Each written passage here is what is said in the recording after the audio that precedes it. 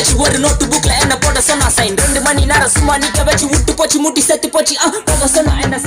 एक बार छेड़े तो एक बार बालों से मेरे तो खेले तो एक बार फिर से उंगली